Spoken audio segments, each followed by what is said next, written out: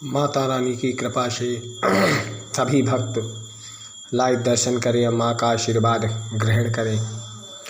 माता का आशीर्वाद जिस प्रकार से पृथ्वी लोक में भक्तों को मिलता है, उसी प्रकार से भक्त अपनी मनोकामनाएं पूर्ण करते रहते हैं और माँ का आशीर्वाद ग्रहण करते रहते हैं।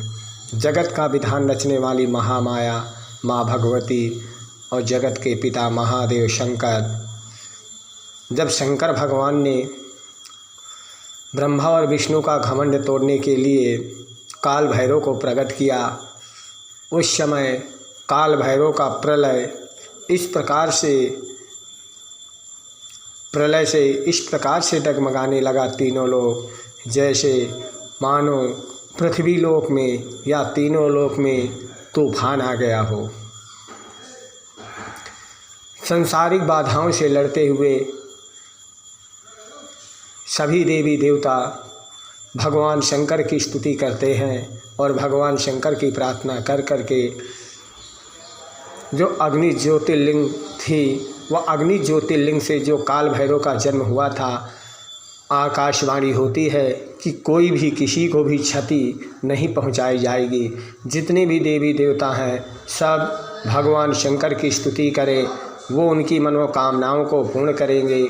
जगत का विधान रचने वाले महादेव जब इस प्रकार से आकाशवाणी करते हैं तो सभी देवी देवताओं को सत्वाना दी जाती है कि सभी भगवान शंकर अग्निश्वर महादेव का आवाहन करें और वही हमारी मनोकामना को पूर्ण करेंगे।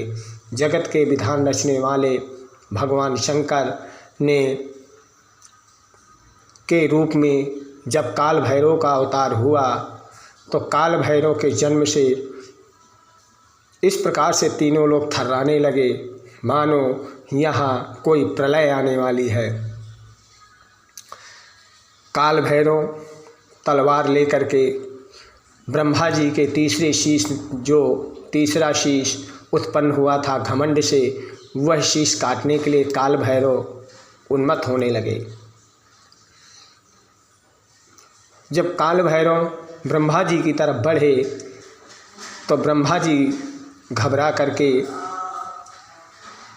काल भैरव से कहते हैं कि काल भैरव, मैं उत्पत्ति का समय अच्छी प्रकार से जानता हूँ।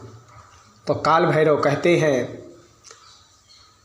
कि अगर आपने मेरी उत्पत्ति किया है तो मुझे आपको क्षति पहुँचाने का कोई अधिकार नहीं है। फिर भी जो आपका तीसरा शीश है वह घमंड के कारण चूर हो रहा है, इसलिए उस शीश को काटना आवश्यक है। अगर तुम्हारा तीसरा शीश नहीं काटा गया तो वह पृथ्वी लोक या देवी देवताओं के लिए या मनुष्यों के लिए अहंकार बन करके फूटना प्रारंभ कर देगा। इस प्रकार से काल भैरव ने ब्रह्मा जी को बताया।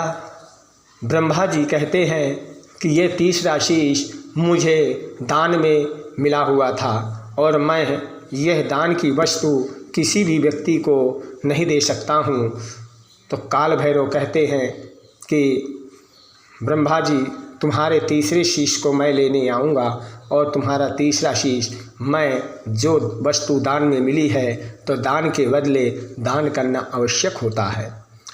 कहते हैं अगर हम किसी से दान लेते हैं तो उसको हमें भी उसमें से दान कर देना चाहिए।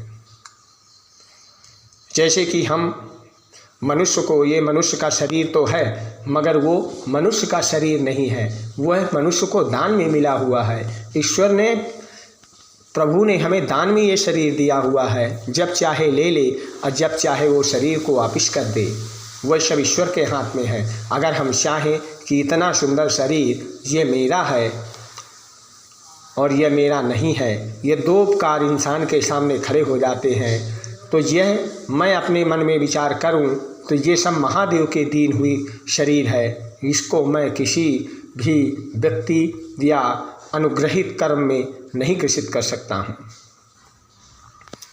इस प्रकार से काल भैरव ने ब्रह्मा जी का शीश काटा तीसरा, और शीश काट करके महादेव के सामने जा कर के खड़े हो गए।